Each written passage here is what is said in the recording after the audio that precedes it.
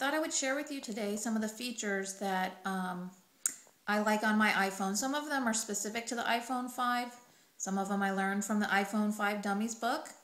Others are just features that I think are important.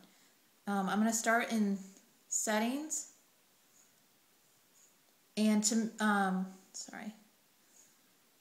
me, if you have children that have an iPhone and you don't want them purchasing things without your knowledge, this is very important. I actually had my son not realize he was purchasing things and racked up a $320 bill. Thankfully, iTunes was very nice about it and refunded me my money. And the way that it happened was that he was purchasing things in the app and he thought it was part of the game he was playing and didn't realize he was spending real money. So this is a very important feature, which is to turn off the ability to purchase apps or purchase anything with inside an app. You need to go to General and Restrictions. If you have a passcode,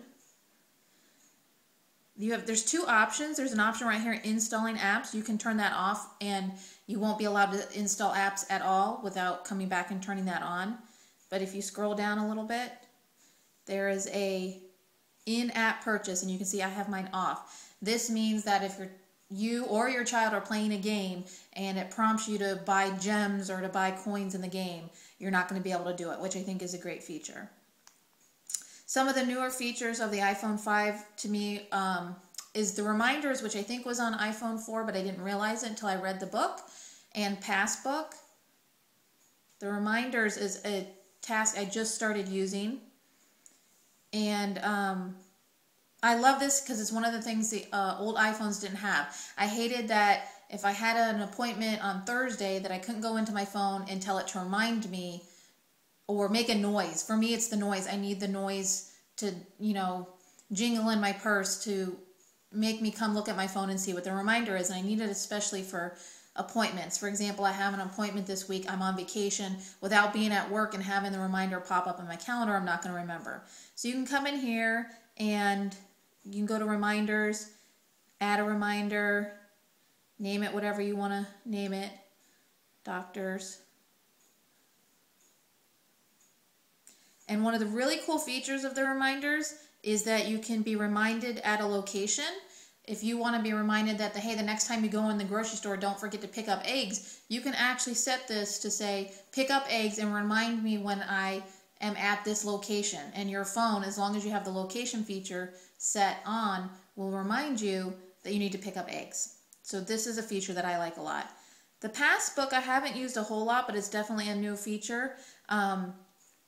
You can add your movie tickets, your coupons, everything right here, and you'll be able to get to them later. As you can see here, I had actually gotten a coupon from Famous Footwear while I was out and about. My husband and I were shopping, and I wanted to remember where it was, so I just added it to my Passbook. The other thing I did want to point out was about the reminders. One of the issues I had with the reminders was that when the reminder went off, it was a small little ding, which didn't help me at all. I needed something very loud to get my attention. So you can go into sounds, and I found that there was reminder alerts, and you can change it to any of the alert tones. And new to me was being able to either change it to one of my ringtones or use one of the ringtones that come with the iPhone. So I actually chose something I thought would catch my attention, which was the old phone. I figured when that went off, it would definitely get my attention. So these are just some of the features that I have found so far. I love all the apps you can get on the iPhone, but that's not new to iPhone 5. One of my last feature I'll talk about that I absolutely love is the Panoramic Photos. And this is just a cool way to take photos. And you'll see in my post that I've actually posted a panoramic photo of my living room. But if you don't know it's there, you wouldn't even think to use it. But if you go to your camera and hit Options, there is a panorama option right there. And when you hit it, you will get a little bar.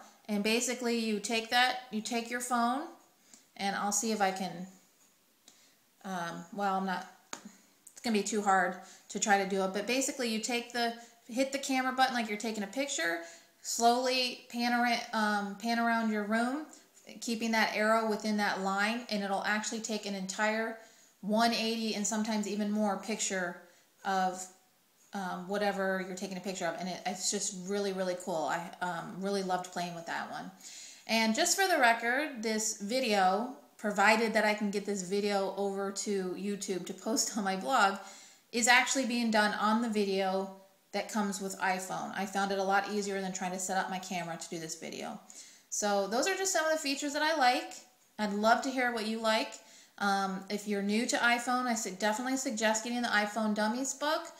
It was very informative. It's laid out great. There's tons of chapters that basically go through all the features on the phone. Some of them are pretty basic, to how to answer the call, to how to do a text message, to some of the cool features like I just shown you today.